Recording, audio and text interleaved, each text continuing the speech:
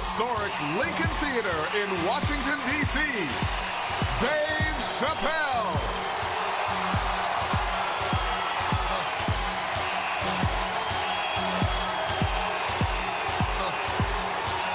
Thank you. Thank you, thank you. Oh, yeah. Oh, yeah. All right. No, really. Boy. Y'all make it good to come home, boy, I swear. I know, man. It's been a while. It's been a while. DC's different. I've been gone, man. It took me years to be able to do this show, boy. DC has changed. It's different now.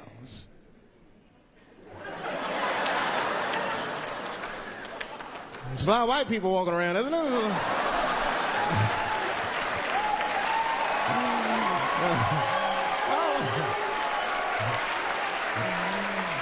I mean, I left D.C. in the 80s. It was not like this in the 80s. When crack was going on. Remember when crack was going on? White people be looking at D.C. from Virginia with binoculars and shit. Well, that looks dangerous. Not yet. New white people. You can't scare these white people. I tried. Roll up on them. Boo! The hell is wrong with you?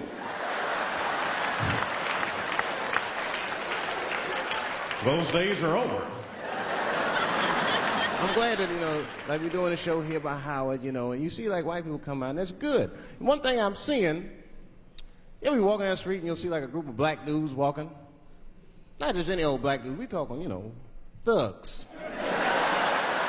Talking, there'll be some thugs. And in the group they got like one or two, sometimes as many as 3 white guys will be with them. You ever seen this shit? Well, let me tell you something about those white guys. Those white guys are the most dangerous motherfuckers in them groups. It's true. It's true, man. There ain't no telling what they've done to get them black dudes respect. Well, them black dudes have seen them do some wild shit, I'll tell you that. I've been trying to tell brothers that. Every group of brothers should have at least one white guy in it. I'm serious, for safety. Because when the shit goes down, somebody's going to need to talk to the police.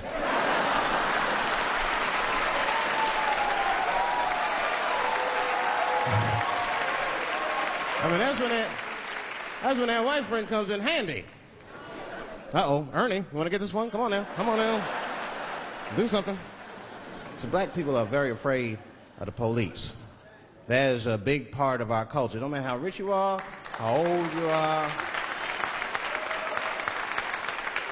we're just afraid of them. We got every reason to be afraid of them. You know what I mean? Like, you're a white lady, you ever been pulled over before?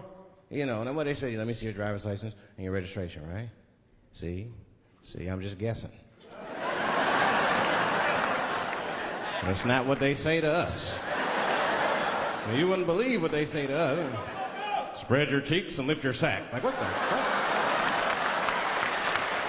Excuse me? You heard me. Spread open your cheeks and lift your sack. I got a driver's license, too. There's easier ways to prove who I am and shit. What does that prove? I can't go to the bank like that. Cash my check. What do you mean you don't have any ID? Wait a minute.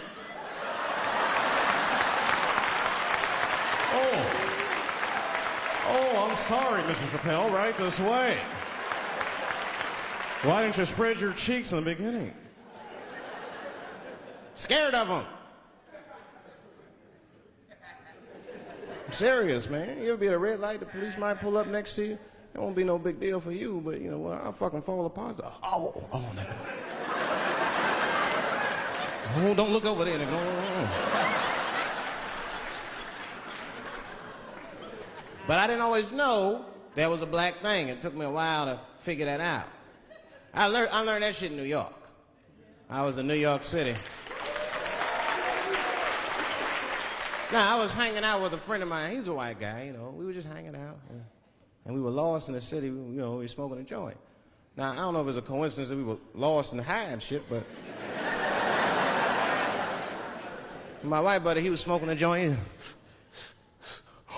Dave, it's the goddamn cops.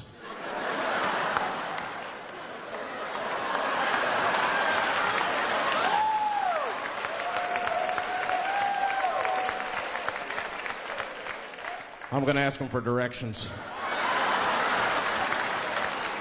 I said, Chip, no! Chip, don't do it! It was too late. He was walking over there. This man was high as shit. Excuse me, sir. Touching him and Chip. Excuse me. Need some information. Start confessing things he shouldn't confess. I'm a little high. All I want to know, which way is 3rd Street? The cop was like, hey, take it easy. You're on 3rd Street. You better be careful. Go ahead, move it. Move it. And that's all that happened. That's the end of the story. Now, I know that's not amazing to some of you, but you ask one of these black fellas, that shit is fucking incredible, isn't it? I'm saying a black man would never dream of talking to the police high. That's a waste of weed.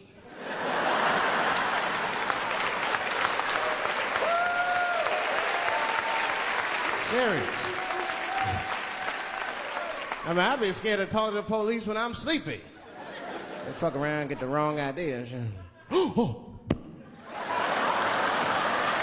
my God. That nigger was on PCP, Johnson. I had to use necessary force. You saw him. No paperwork. Just sprinkle some crack on him. Let's get out of here. That's how it is. But at the time, I didn't think there was anything racial about it. I was just like, man, Chip, you got fucking lucky. You better be careful. But then another time, me and Chip are driving. Now, I'm not driving. Chip is driving, and he's driving a little crazy. He's been drinking. Now, I don't like to let my friends drive drunk, but, you know, I was smoking a joint. I couldn't really say shit to the guy.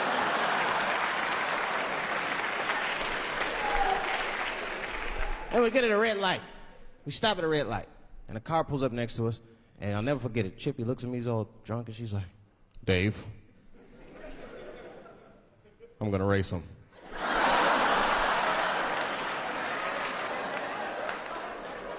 I knew it was a bad idea, but I was high.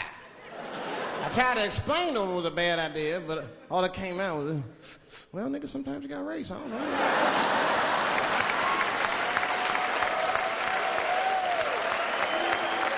Man, that light turned green and Chip took off, zigzagging and shit so no one could pass me. The other car didn't even know he was racing.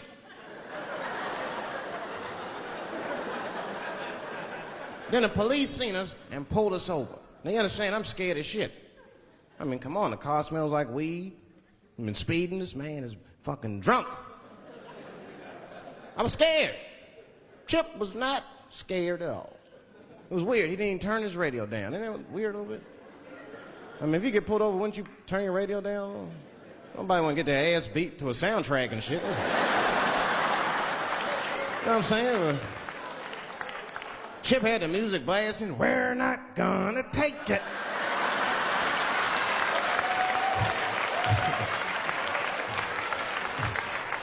He looked at me and said, Dave, just relax. Close your butt cheeks. Just relax. Let me do the talking. You want to know what he said? This is almost exactly what he said. I couldn't believe it. He says, oh. Sorry, officer, I didn't know I couldn't do that. I was fucking shocked. The cop said, well, now you know. Just get out of here. Just get the fuck out of here. Chip said, okay, I will, sir. Thank you. What? What's wrong with you, Dave?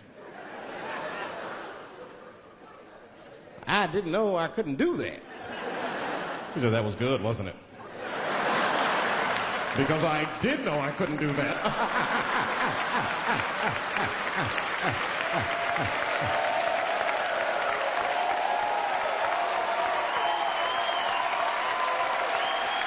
I was shocked. I wasn't shocked at the audacity of it. I was just shocked because I would have never thought to say that.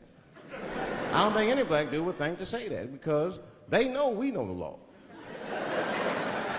Every black dude in this room is a qualified paralegal and shit. He knows the law. I mean, if one of us even start to do something wrong, an old black man will pop out of nowhere. Nigga, don't do that. That's 5 to 10. Watch out. Well, we know the laws and the penalties. Guy Chip didn't even know he couldn't race. I'm not saying I don't like police. I'm not saying that. I'm saying I'm just scared of them. Nothing wrong with that. Sometimes we want to call them too. Somebody broke into my house once. It's a good time to call them, but I don't. The house is too nice. It ain't a real nice house, but they never believe I lived it. Oh, he's still here. Oh my God. Open and shut case, Johnson. I saw this once before when I was a rookie. Apparently this nigger broke in and hung up pictures of his family everywhere. Well, let's sprinkle some crack on him and get out of here.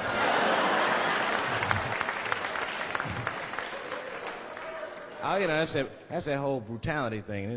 See, that's common knowledge now. There was a time when only minorities really knew about that.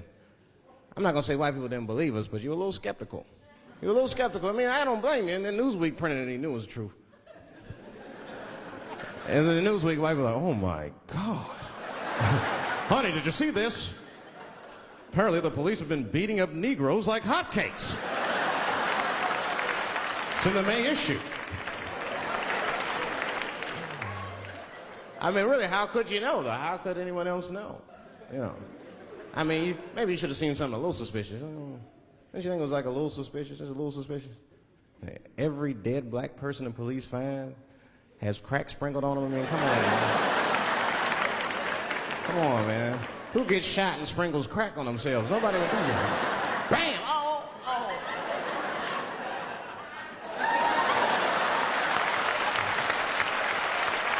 I don't want to leave no mysteries.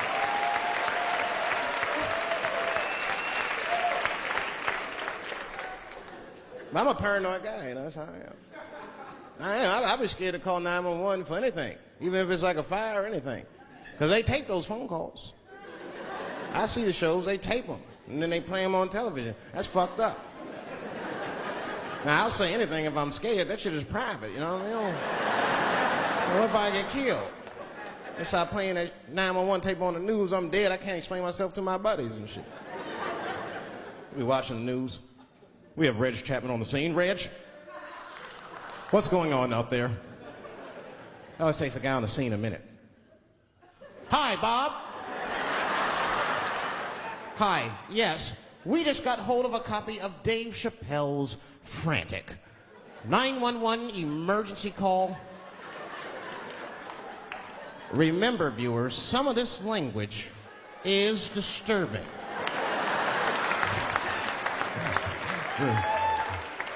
Hello, emergency. Help! Help, motherfucker, they're coming to get me!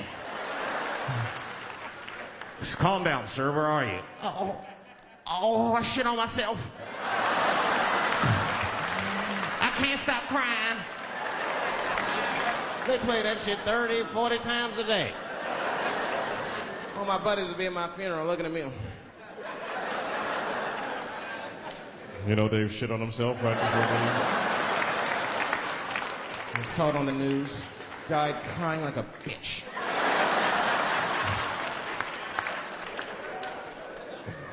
I'll be dead. I can't defend myself. That's not a nice thing to do. That's not a nice thing to do. I mean, it's a 911 tape. How they expect you to sound? Of course you're going to be scared. It's an emergency. There's nobody calls 911 cool and relaxed. That shit would sound ridiculous. Hello, emergency. Hi. Hey, 911, how are you? Yeah. Look, there's a group of hooded white men gathering outside of my house, and it looks like they mean business. Get out here, nigger! I gotta go. You guys try and hurry.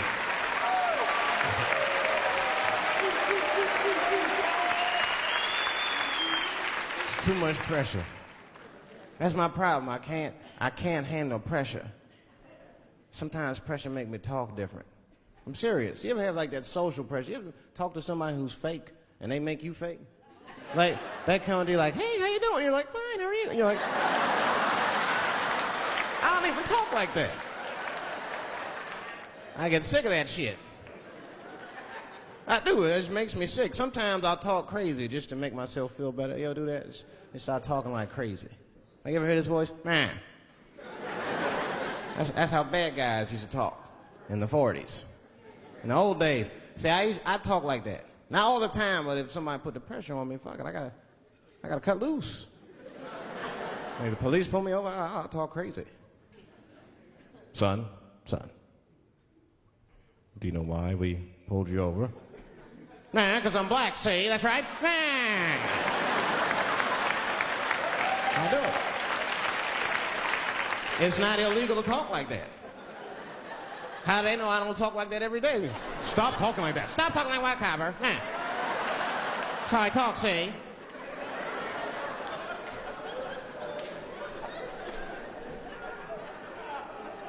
You gotta make life interesting like that, because the shit is flimsy. Life is flimsy. You think you're gonna live forever, you ain't not gonna live forever. It's dangerous out here. We know what's going on. I travel now, you know. I used to think D.C. had the roughest ghettos in the country. Nah, nigga, I have seen some shit now. Oh, there's some rough areas outside of D.C. Yeah, everybody should go to the ghetto. I was taken to the ghetto one time. That's the worst. When you get taken and you're not expecting to go. You know, usually you want to know when you're going to the ghetto, like, I'm going to see some wild shit. I got to prepare myself. I'm going to see something crazy. When you're taken, it's different. I had a limousine driver. It was after a show. It was late at night. It was like 3 in the morning. I had a limousine driver. He was a nice guy talking to me and shit. Oh, hey, where you from, dog? D.C.? Word? That's a rough city, man. And his cell phone started ringing. Hold on 1 second. Hello? Oh, what's up, nigga? What? What the fuck? Slow down. What? What the fuck? No! No! No! Fuck that, nigga. Fuck it. I'm on my way.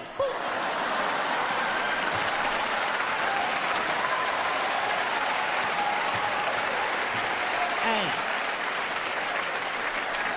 I gotta make a stop real quick. At 3 o'clock in the morning. I didn't know he was taking me to the ghetto at first. I started looking out the window. I was like, what the fuck? Gun store, liquor store, gun store. Where the fuck are you taking me? This don't look good. He didn't say shit. He just pulled up in front of an old rickety building that looked like a project. Now, I'd never been there before. I'm not sure if it was a project, but it certainly had all the familiar symptoms of a project. A fucking crackhead ran this way.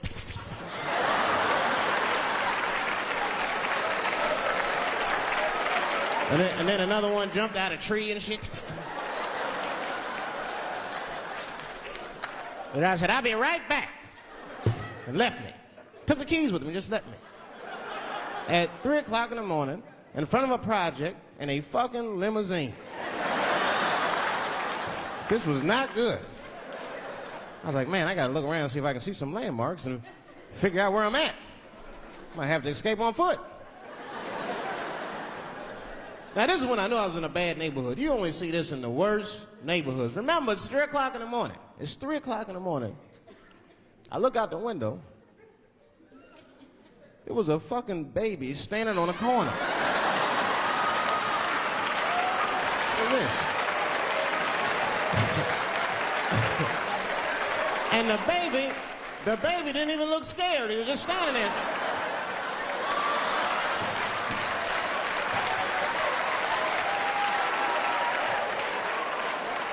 I mean, it made me sad. It made me sad, really. You know what I mean? Because I wanted to help the baby. I was like, I don't trust you either. I'm sorry. Click. Click. The old baby on the corner trick, eh? I'm not gonna fall for that shit. Where's this limousine driver? You know, I start feeling bad. As time goes by, I start feeling worse. Like, man, what is wrong with me? What the hell's wrong? I'm scared of a baby. And this baby could be in trouble. He might need my help. I gotta do something. But I wasn't gonna get out the car. I'm serious, man. I just cracked the window a little bit. There's an old limousine. I could roll it down.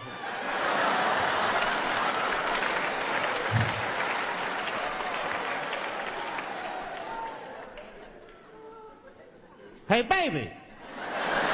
Baby, go home, man. It's 3 o'clock in the morning. What the fuck are you doing up? The baby said, I'm selling weed, nigga. I said, oh, shit.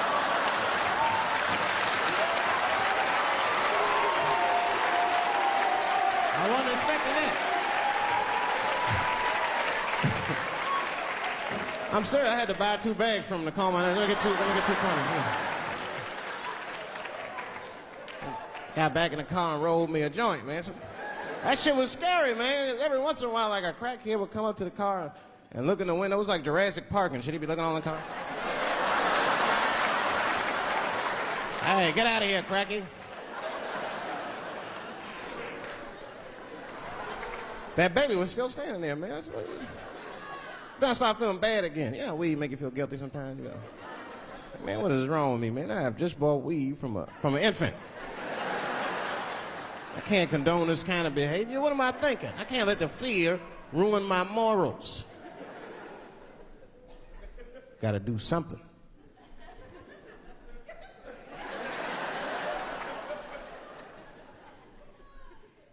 Hey, baby. Stop selling weed, all right? You got your whole life ahead of you. He said, fuck you, nigga. I got kids to feed. I said, God damn.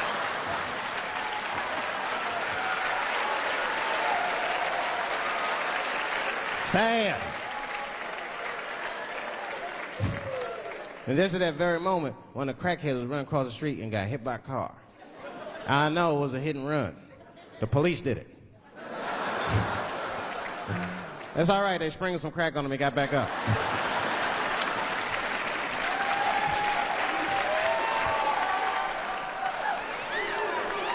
Yeah, I've been seeing that kind of shit, man. It's what it is. They use the TV to program us from a young age. You ever watch like a cartoon that you used to watch when you were little as an adult? That shit is wild shit. Some wild shit. I mean, like I was with my nephew. We sitting there, we watching Pepe Le Pew, and I say to my nephew, I said, now pay attention to this guy because he's funny. I used to watch him when I was little. And we watched the Pepe Le Pew, but I'm old now. I'm looking like, good God, what kind of fucking rapist is this guy? Like, take it easy, Pepe. My nephew was sitting there cracking up. Hee. See, sometimes you gotta take the pussy like Pepe. Like, no.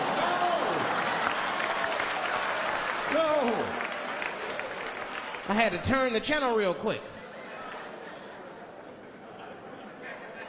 I turned on Sesame Street. I said, oh, Sesame Street, this is much better because now he'll learn how to count and spell.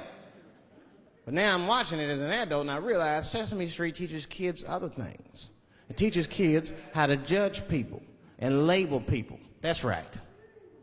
They got a character on there named Oscar. They treat this guy like shit the entire show. They judge him right in his face. Oscar, you are so mean. Isn't it, kids? Yeah, Oscar. You're a grouch. It's like, bitch, I live in a fucking trash can. I'm the poorest motherfucker on Sesame Street. Nobody's helping me. Then you wonder why your kids grow up and step over homeless people. Get it together, grouch. Get a job, grouch. So don't even tell me how to get to Sesame Street. That is a terrible place. I wouldn't go there if I knew the way. Who would want to live in a neighborhood like that? Fucking 6-foot pigeons walking around and an elephant that's a junkie. Hi, bird. Yeah, that's right, Snuffy. Hi, bird, I'm sick. I need some smack, bird. The Cookie Monster with his eyes popping out his head, screaming, cookie, cookie, cookie, like, ugh. What kind of cookies are you talking about? Chocolate chips don't do that to people. And then they had the nerve to put a pimp on there. They didn't come out and say he's a pimp, but I know a pimp when I see one. They called him the Count. Had a cape and everything. You just see him pimping. Bitch, where is my money? You've been late 4 times, I've been counting. How many times must I smack you before you act right? 1, 2, 2 smacks. Oh, oh, oh, oh, oh, oh, oh.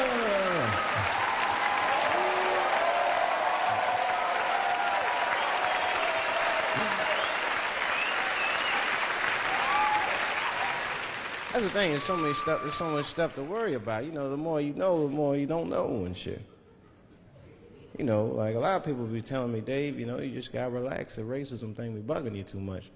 I be thinking about it. Sometimes shit'll happen. You know, a lot of black people can relate to this. Have you ever had something happen that was so racist that you didn't even get mad? You were just like, God damn, that was racist. I mean, it was so blatant, you were just like, wow. Like, almost like it didn't even happen to you. It was like a fucking movie. That was like you was watching Mississippi Burning. Wow. That happened to me. I was in Mississippi. I was in Mississippi doing a show, and I go to the restaurant to order some food, and I say to the guy, I say, I would like to have, and before I even finish my sentence, he says, the chicken. I said, what the fuck? I could not believe it. Could not believe that shit. This man was absolutely right. I said, how did he know that I was gonna get some chicken? I asked him, I said, how you know that? How did you know I was gonna get some chicken? He looked at me like I was crazy. Come on, buddy. Come on, buddy. Now, everybody knew as soon as you walked through the goddamn door, you're gonna get some chicken. There's no secret down here that blacks and chickens are quite fond of one another. Then I finally understood what he was saying, and I got upset.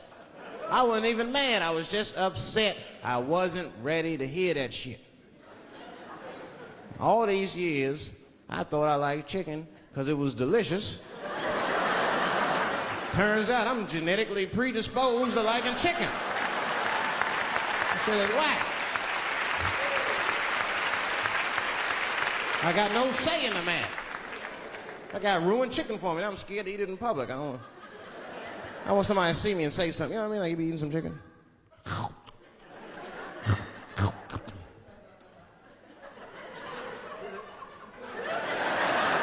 Look at him. He loves it. Just like it said in the encyclopedia. Look how happy he looks.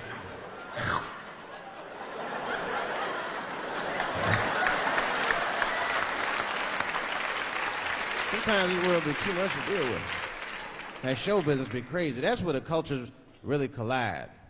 Show business bring a lot of races together. Sometimes it works, sometimes it don't. This is one thing that happens that's funny. You know, sometimes I'll be on a business call, right? You know, like with a lawyer or something. You know, my lawyers be white. And like, we'll be on a call, right? And they'll be like, oh, okay, Dave, we're gonna close the deal. Is that fine with you? I'll be like, yeah, that's good for me. Great. You have a good weekend, Dave. I'll be like, all right, you too, man. Peace. Oh, all right, bye-bye.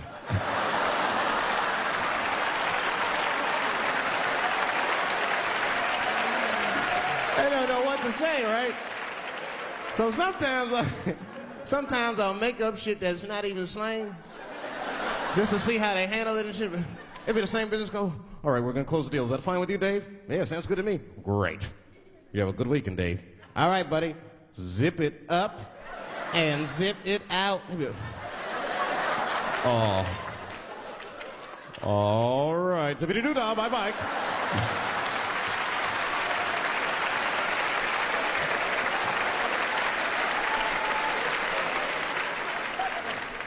Sometimes, you know, sometimes racism works out in black people's favor. Now, it doesn't happen often. It happens very rarely, but when it happens, it is fucking sweet.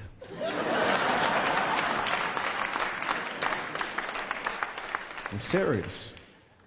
Just one time racism saved my life, man. I was on a plane. I was coming from overseas, and I don't know how this guy got a machine gun on the plane, but he stood up, man. He said, "Everybody, get on the fucking ground. Nobody look at my face." I started freaking out. Because he was Chinese, I was like, why is he talking like that?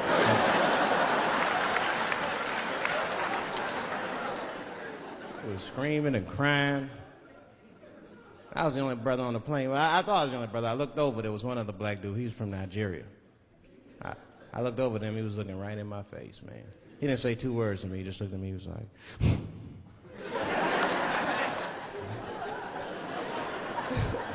He didn't need to talk, I knew just what he was talking about. I looked right back at him, I was like...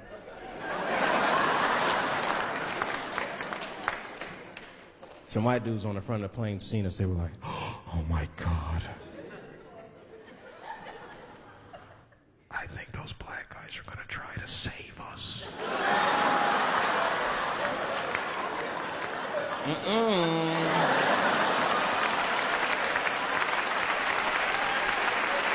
We were just communicating that we understood the situation.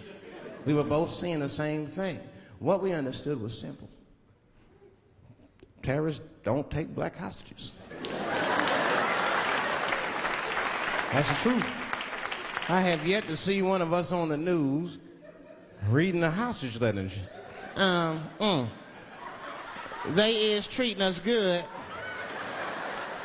We all chilling and shit. I'd like to give a shout out to Ray Ray and Big Steve and send some Newport.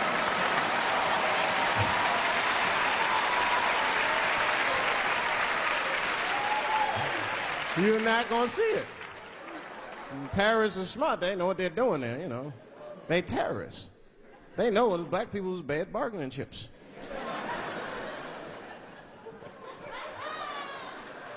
They called the White House. "Hello? We have got 5 black... Hello?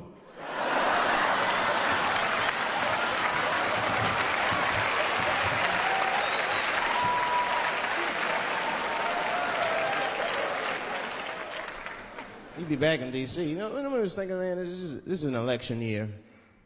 I'm gonna ask you, you're a white guy, do you know who you're voting for yet? Don't know, do you? Now, you see that? You see what just happened here? Let me tell you something. That is a cultural thing.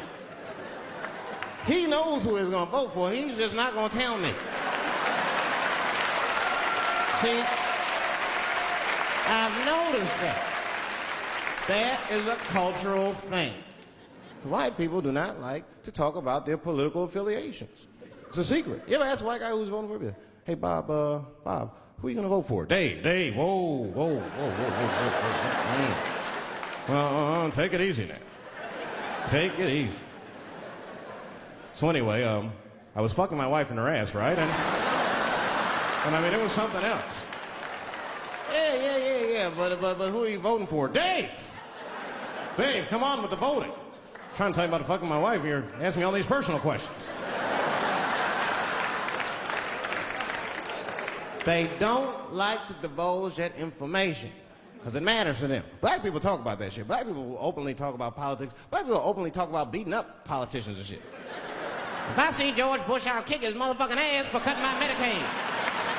Okay, you don't say it. Why would we just say it? But there's a reason for that. It matters more for them. It matters more. Black people see even when I vote, right, which I don't, but even when I think about who I would vote for, right, I don't even look at their political policies. I just look at their character. You know what I'm saying now? You gotta read, no, I'm serious. You gotta read between the lines. Like, you know, you look at Clinton, and black people like Clinton, because we've seen him on the campaign. I saw one thing on the campaign trail. He actually just picked a black baby up and kissed him. "Come here, little nigger baby." Mwah! I just kissed him. I said, I like that. He did not hesitate or nothing. You see George Bush Jr., he be then, ugh.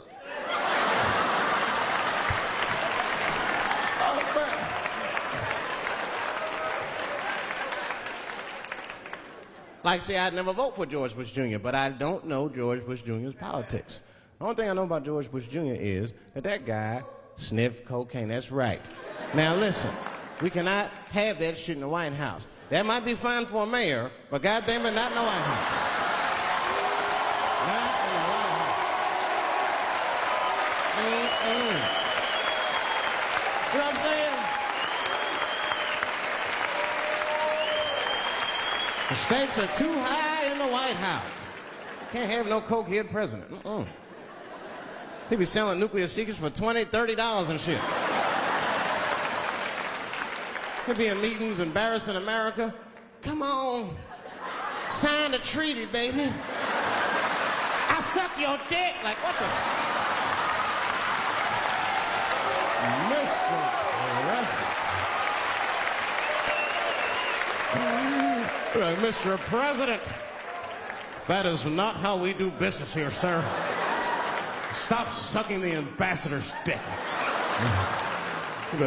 No, let him finish.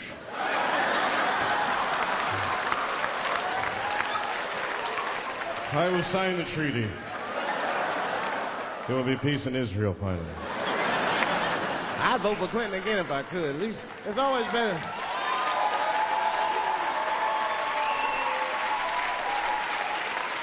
Now again, I'm not looking at his politics. Don't know what his politics are. I'm just looking at his behavior. I understand that kind of behavior. I know a lot of dudes with them shortcomings. Weed smoking fornicators. There's a lot of them. I mean, come on now. Let's be honest. Let's be honest. Bill Clinton was not the first president to do what he did. Now, let's think back for a minute. Remember a guy named Kennedy, John F. Kennedy? Remember him? He fucked Marilyn Monroe. Matter of fact, him and his brother Bobby fucked Marilyn Monroe. And history doesn't talk about that much. You know why history doesn't talk about that much? Because those two pages in history are stuck together. They was getting it on. They were getting it on. I seen the tapes. Remember the tapes? She'd be singing on there. She'd just party, stressing them out. Happy birthday, Mr. President.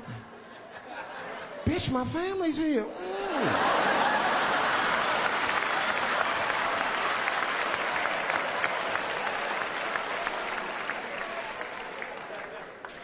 Clinton did the same thing, but he didn't do it like that. Because it's the year 2000, he's busier than Kennedy was. He's a busy man. Clinton did that kind of thing the way busy men do it. You know what busy men do? They fuck who's close to them. I can tell that's what Clinton was up to. Look like he just stuck his head out the office door and shit. Oh, boy. You, come here. I made my penis up for my 3:30, come on. Oh, boy. He's probably looking at Kennedy's picture and shit. Oh.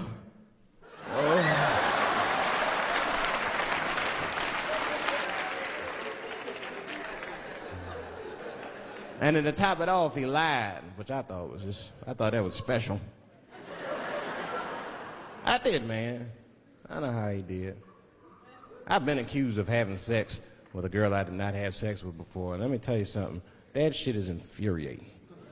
You ever go through that? You know, it'll make you crazy. You be screaming at your best friends. I didn't touch that bitch, nigga. I'll kill you. Fuck you, nigga. I'll kill you.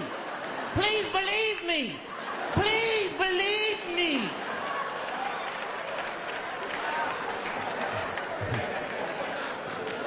And Clinton didn't do it like that, did he? And Clinton came out of the press conference all relaxed. His shoulders all relaxed and all this trouble. It looked like he just got done fucking or something. Listen, Let me tell you something, America. I don't think you heard me the first time. I did not have sexual relations with that woman, Miss Lewinsky.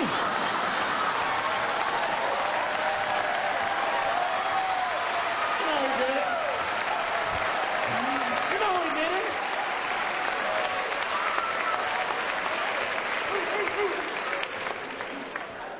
Everybody knew what that finger smelled like. Nobody cared.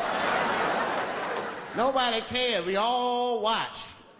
We was disgusted, but we kept watching the news. I know I did. I was taping it. See, I'd be at the crib like, baby, turn the lights off. The news is coming on. Every week on 60 Minutes was a different girl accusing Clinton. Remember Kathleen Willey came out? She was upset. The president called me into his office. He began massaging my breast slowly. I'm sorry.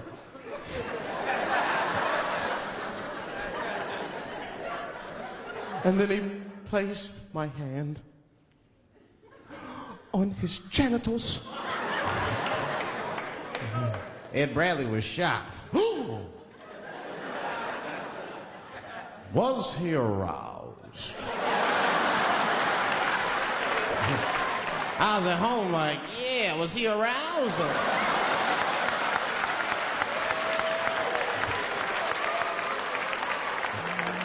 And then Ed Bradley looked right in the camera. He said, don't bust that nut yet. We'll be right back.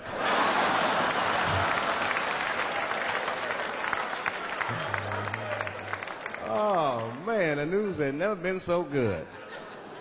But there were no victims. There were no victims. Only one I feel sorry for is that Lewinsky. I feel a little sorry for her. Don't y'all feel a little sorry for her at all? God damn, y'all, come on, man. Have a heart. That's a hard thing to be famous for, man. I mean, nobody want to be the most famous cocksucker of all times and shit. I feel bad for her. Not even the women feel sorry for her a little bit, ladies? Now that's jealousy. That's what that is. I mean, come on, y'all. That's one dick that girl sucked. It's going to haunt her for the rest of her life. Long after she spent that money up, that's still going to haunt her. And I know there's a lot of women in here with at least one dick they regret. And I bet you it wasn't a president's dick. I bet she worked at Kenny Shoes or Safeway or some shit like that. Don't go judging her. Don't go judging her. See, we gotta stop judging people. That girl was young, and she made a mistake that young girls make. She wanted to fuck a powerful man, period. That's as far as she thought it through. She wasn't thinking about how powerful the president was. She had no wisdom.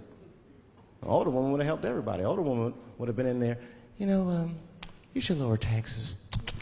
You know what I'm saying? An older woman would have sucked us into utopia.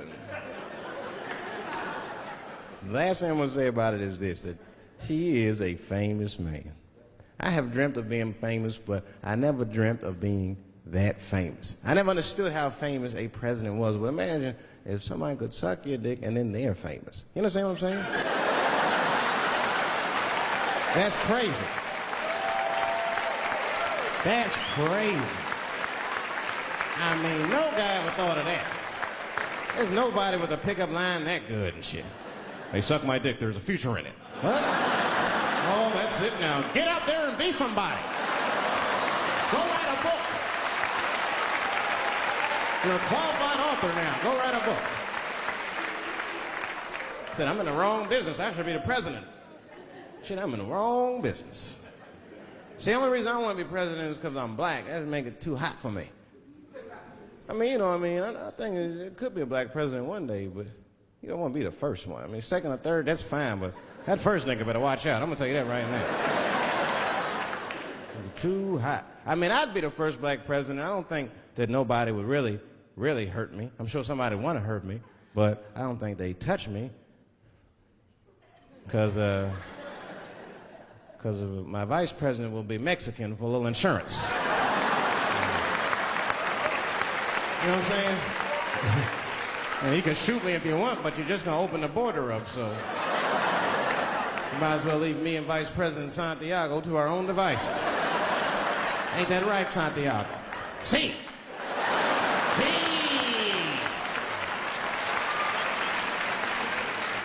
Elian can stay. Don't worry, I don't got no Elian jokes. All I'll say about Elian is thank God he's Cuban. Because if he was Haitian, you'd have never heard about his ass.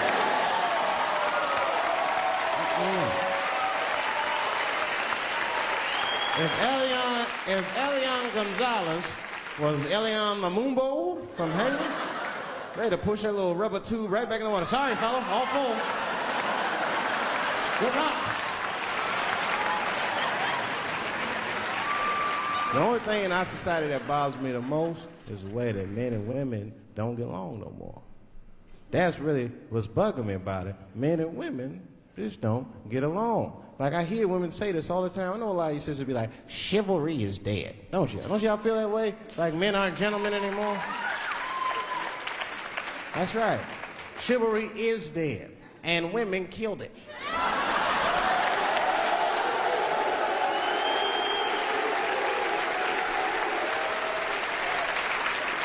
There's a fundamental difference in the way we're going to see things.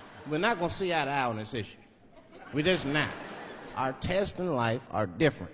A woman's test in life is material. A man's test in life is a woman. Now, by test, I mean that those are the things that we desire. Men have nice cars. Not because they like nice cars, because they know women like nice cars. That's how it goes. Because men are hunters, and the car is the bait. And a woman comes and says, ooh, nice Porsche. Gotcha, bitch.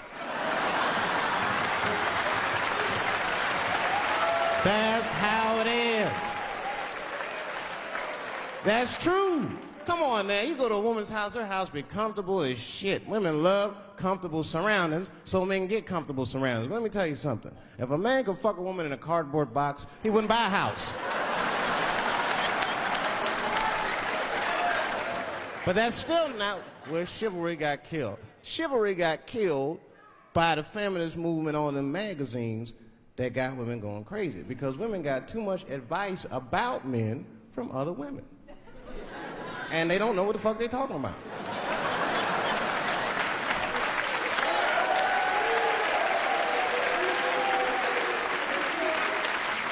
It's true. I see this shit in the magazines. I don't read them, but I be seeing the cover. I be in the grocery store, fellas, you look at one of the magazines, like, what is this? And they say on the cover, 100 Ways to Please Your Man by some lady. Get out of here, man. Come on. Ain't no 100 ways. That list is 4 things long. Just suck his dick, play with his balls, and then fix him a sandwich and don't talk so much, and everything will be happy.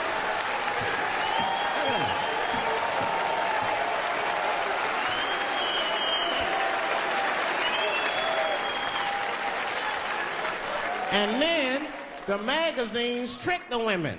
The magazines start picking at your self-esteem. Every page you turn, you start feeling fatter and uglier, and you feel like your clothes aren't good enough. And the magazines have you forgetting how fucking beautiful you are. And that's what happens. Now look what happens. And then you forget how beautiful you are, and we all suffer. If pussy was a stock, it would be plummeting right now because you flooded the market with it. You're giving it away too easy. I'm just being truthful. I'm just talking. It would plummet. You'd be watching the news today, pussy plummeted again on the NASDAQ. Gold is up 10 points. You can see it. You ever have this happen? This is how confusing it is. This is the practical application of what I'm talking about. Like a guy be out, this happens to a lot of guys. You be out at a club, bar, right? You're kicking with your boys, and a girl walks by, and man, she looks good. She looks good. Not good in that classical way. I mean, you know, I'm talking good, like she got half her ass hanging out her skirt. Her titties are all mashed together, popping out the top of her turtleneck and shit.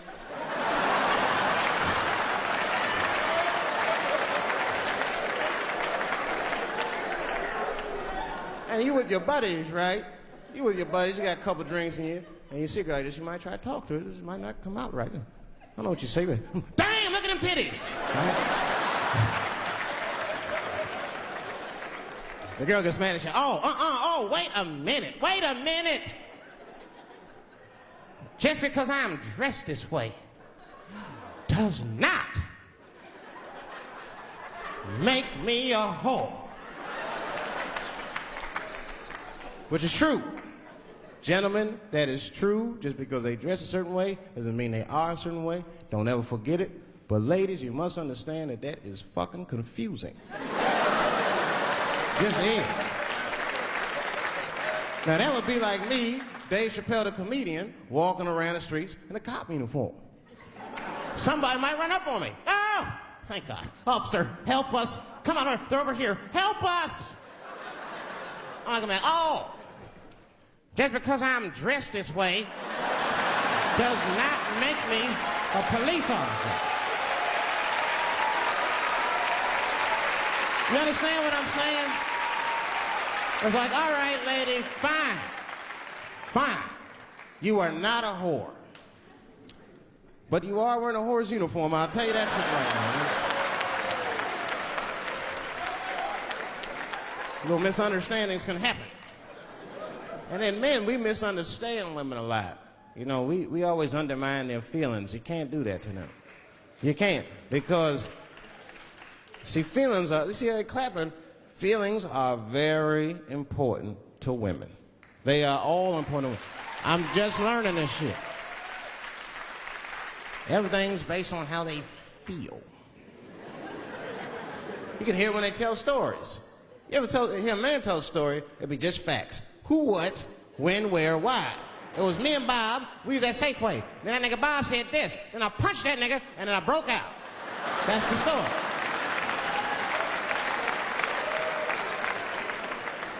That's the story. Women tell stories, all these feelings. Well, first of all, you have to understand, I was on my period, and I just talked to my mother, so I was feeling like, God damn, there's too many feelings. What the fuck happened? Get to it.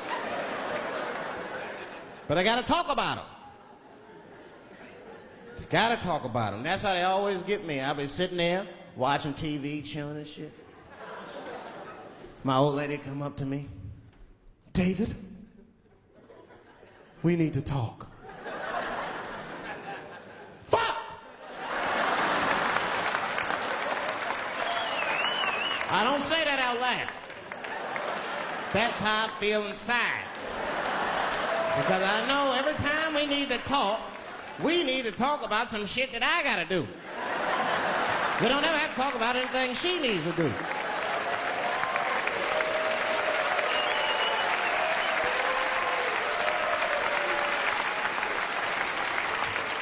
She leaves me defenseless. I have to do what I have to do. David, we need to talk. Nah. Don't do that to me, David. This is serious. Stop talking in that voice. No, see. I gotta do this, see. Ah, see.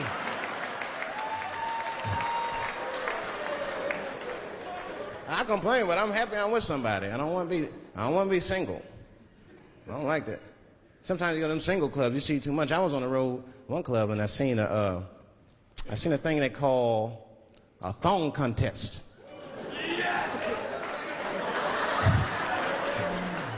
Yeah, I seen a thong contest. Yeah, it's some scandalous shit, all right. I couldn't get over that, man. Because the DJ, you know, I was dancing with a girl, and the DJ said, everybody that wants to be in the thong contest, please report to the DJ booth. The girl's like, excuse me. They put on that song, let me see some thong, thong, thong, thong, thong, thong. Them girls was going off. Some of them pulled their pants down, some of them pulled their skirts up, all of them just shaking their butt. Some of them didn't even have underwear on. They was just fucking shaking their butt. I mean, really, I was fucking disgusted. But I couldn't turn away.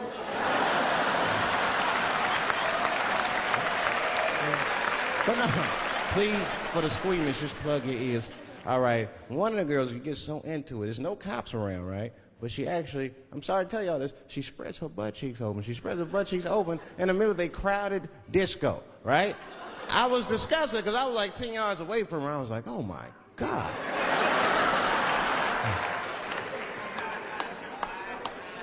Is that her birth canal? Oh, it gets worse. Oh, good God Almighty, is that a baby? I know that's gross. It's gross, because it was a baby. Oh. It was the same baby from the project. She's like, I snuck in the club, nigga. I got that weed if you need me. Just pat on the ass, and I'll come out. Hey guys, thank you very much.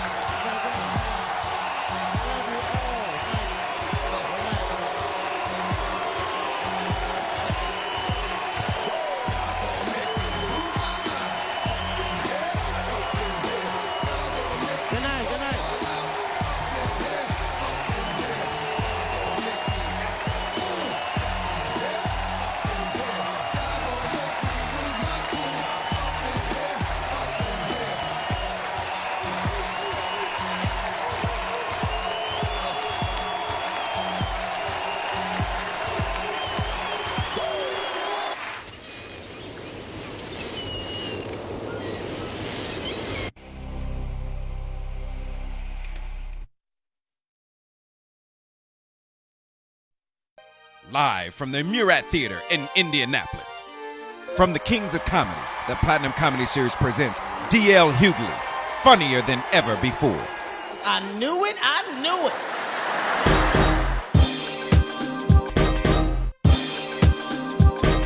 They did this September 11th. We should have been in there September 11th and a half. It never would happen from Southwest Airlines. All them black people with $27 tickets to Detroit. I got a knife. Girl, you got some knife. I got my knife. Bill got impeached. That means 5. Hey, Bill, you impeached. I bet I'll be there tomorrow. I'ma impeach my foot up somebody's ass. Don't play with my money like that. Black folk and white folk, we done had our problems before, but we be damned if somebody new gonna come in.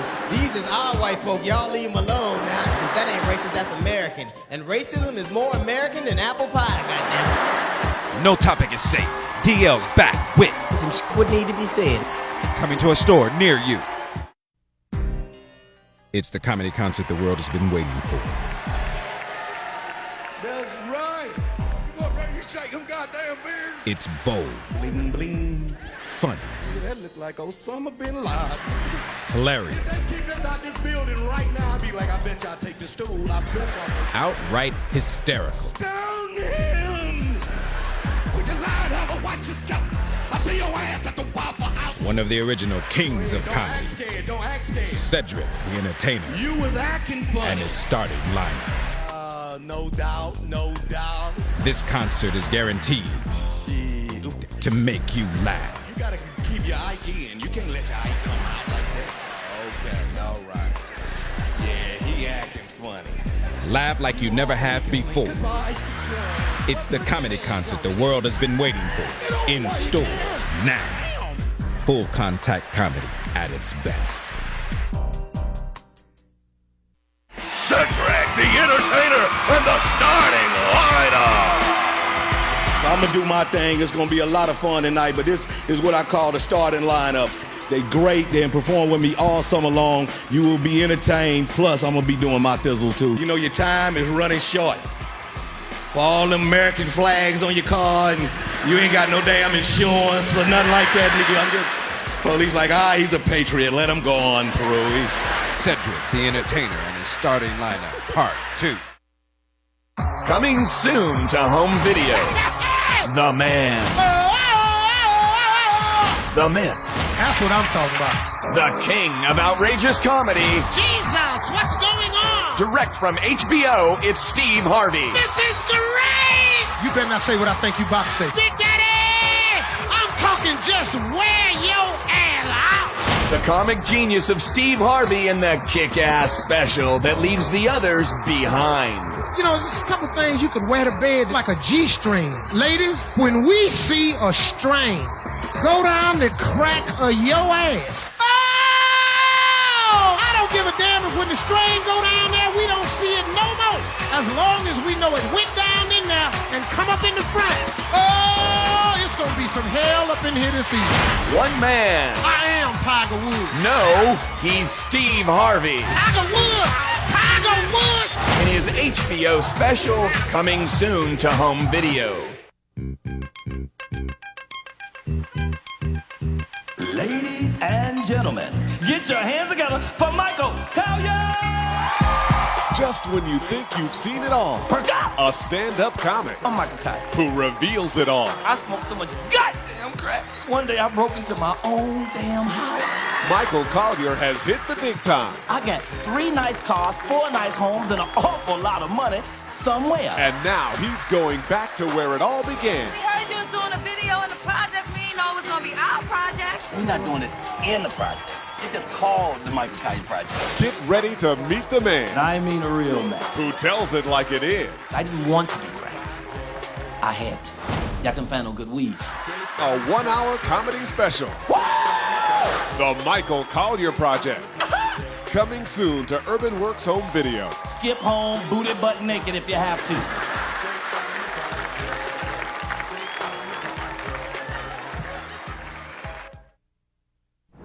All right, like everybody think my name is like Tyra Banks, but like my real name is Tyresha Banquet. And see, I had known Alex since I was like 13, and like he's straight funny, and like y'all need to watch him and straight clowning, because like back in the day, like when we was chilling in Inglewood, like Alex would be having like everybody laughing and stuff. Hi, I'm Tyra Banks. Watch Alex Thomas straight clowning, because he is a fool, a true fool. Check out Alex Thomas straight clowning. Hi. This is Dr. Dre, and what y'all need to do is check out my man, Alex Thomas, because he's straight clowning. Can I get my money now?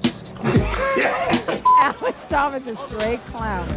Yo, what's up? This is Jamie Foxx. Check out my man, Alex Thomas, straight clowning. Man, I'm rolling with Alex Thomas, and he can't stop, won't stop. Alex Thomas, West, y'all. He's straight clowning. Yo, this is Shaq. Check out Alex Thomas, straight clowning.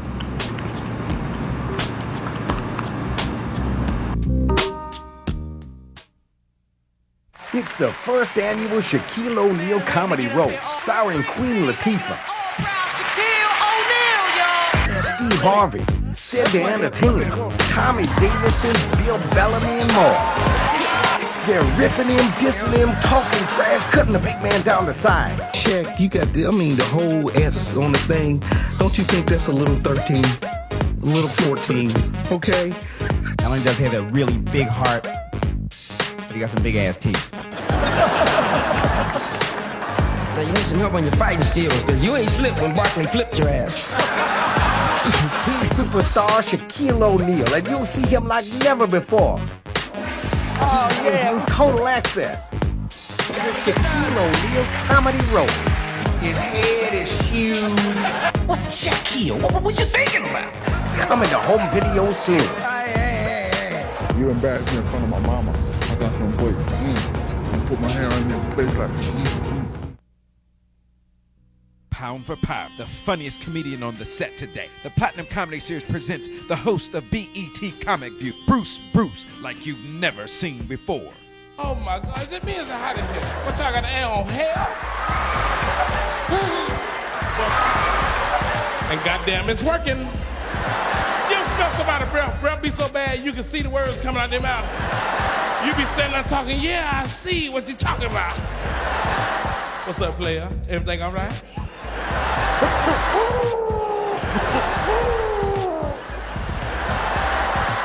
Don't put him in there. Put him in there.